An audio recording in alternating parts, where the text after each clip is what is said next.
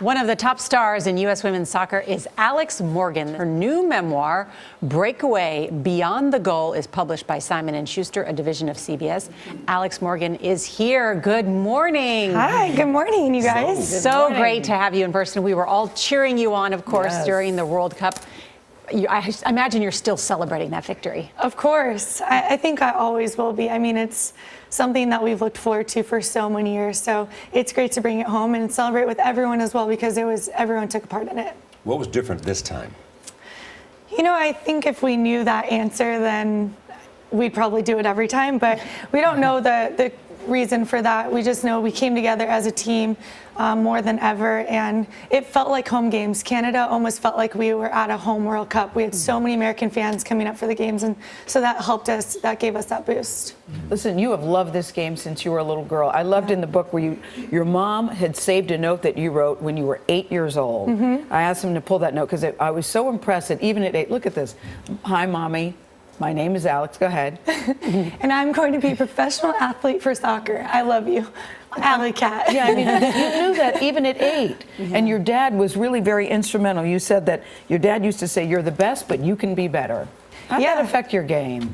He always kind of pushed me the right amount, and I feel like that's important for parents to just see that it's okay to push kids into something, but not too much. You want them to naturally gravitate towards something. So that's what I think me and my dad have such a great relationship.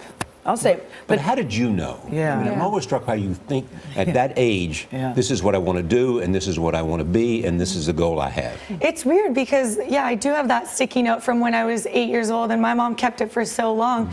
I mean, obviously, she also thought I was, going to make it big in soccer, but she didn't really think twice about it. It was just up on her office wall for so long, and I guess I just had a feeling. You just have this feeling, and you sacrifice so much along the way. You just become so committed because you love the game so much. You say never look a goalkeeper in the eye. Why is that? I didn't know what that meant.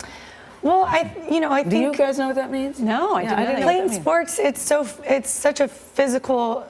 Sports are so physical, but they're also mental and emotional. Exactly. So that's kind of It's just the fact that I'm in control of my own emotions, in control of my mind, and so it's a way for me not to let the keeper get into me. Oh, and they would probably want to do it because they want to stare you down and say you can't get that ball past me. Or sometimes keepers, they'll point left or they'll point right, and so it makes you think, like, should I go that way that she's pointing? Should I go the opposite way? Okay, got it. So it's a little bit of a mind game. You speak so warmly about Abby Wambach in this book, and tell us, what was so special, do you think, about this year's team?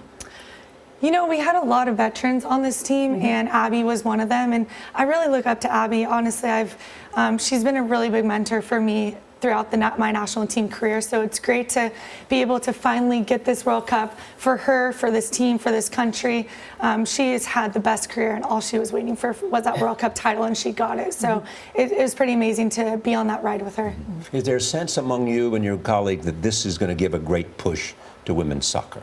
I think so. You know, I think we've seen that in the last couple of years. We've seen it tipping over. Obviously, it's going to take a long time eventually. Like, just soccer in America has been growing, but it's slow and steady. But I think for women's sports, I don't even think soccer, I think just women's sports and soccer internationally, I think it's going to help countries in other countries who may not give as much funding for their women's teams. I think it may have them look a little bit more into that and give a little more funding and create youth teams for women's soccer and women's sports. You write about in 1999, you were watching Mia Hamm and Brandi Chastain say, I want to be like them. Yes. And now people are looking at you, Alex, going, I want to be like Alex.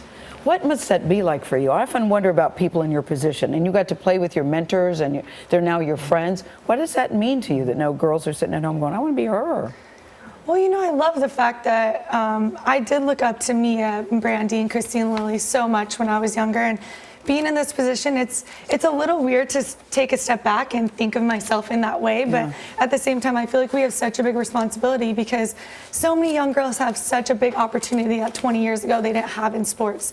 So I think that's important for me to be able to show them that and help them, like, spark that dream that I had because of these other players. And this book is perfect for teen girls. Yeah, it really is. Yes, thank you. Thank you, Alex. Thank you very much.